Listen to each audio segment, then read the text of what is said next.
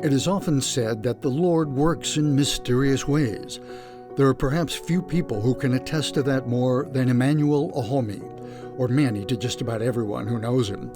How a barefoot boy from West Africa rose to found and head an international nonprofit organization that has provided shoes to almost 8 million children in 110 countries is a highly improbable story. It begins in a poor neighborhood of Lagos. One of 6 children of an alcoholic father and a very wise mother, Manny would pray every day for 001. Even if there's no breakfast or lunch, at least God, give me dinner.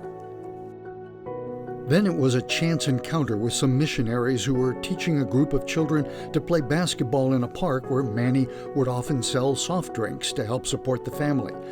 Despite never seeing a ball that didn't need kicking, soccer was the national sport, at age 9, Manny somehow won a shooting contest. The prize was a pair of sneakers, something he and kids in his neighborhood could only dream of. Thus began a passion for basketball. As a high school senior, Manny's dream was to play basketball in America. Manny wrote to a number of colleges in the U.S., and against all odds, 5 responded. How to choose? Manny picked the one with the best-looking brochure. A skinny teenager from Nigeria had a basketball scholarship at the University of North Dakota. But raising airfare one way for a family living on $1 a day meant his mother had to sell nearly everything of value she had, and borrowing money from relatives. Then it took intervention by a retired Army relative to get Manny a visa from the U.S. Embassy. After a successful college career, where he met his future wife and was crowned homecoming king, there followed several positions with software companies and a degree from seminary. Manny's story then gets even more interesting.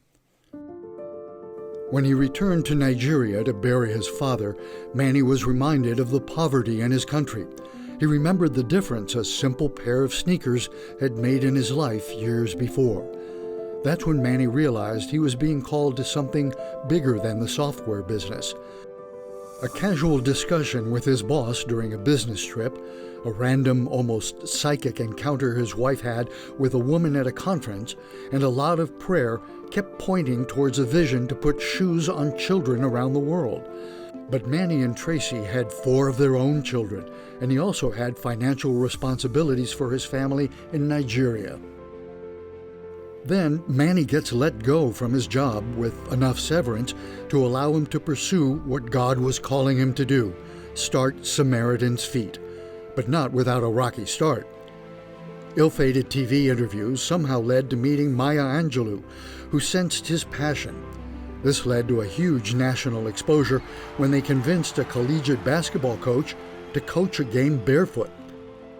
Then more national television exposure, unplanned meetings with executives of several shoe companies who ended up donating millions of shoes, and finally another chance connection at a speaking engagement in South Dakota led to a materials scientist who helped Manny develop and manufacture the World Shoe, a size-adjustable shoe made of antimicrobial material that repels parasitic and bacterial infections, the leading cause of amputations in shoeless children. To get to this place has taken luck, God's goodwill, and Manny's fervent belief that to whom much has been given, much is required. His wise mother would always tell him, "Son, I've seen people survive for days without food or without water, but no one survives long without hope." For providing hope to millions of children around the world, we award Emmanuel Manny Ohonme the Pontifical Hero Award for Inspiration, for impacting children's health worldwide by enabling our children and our children's children to lead happy, healthy, and productive lives.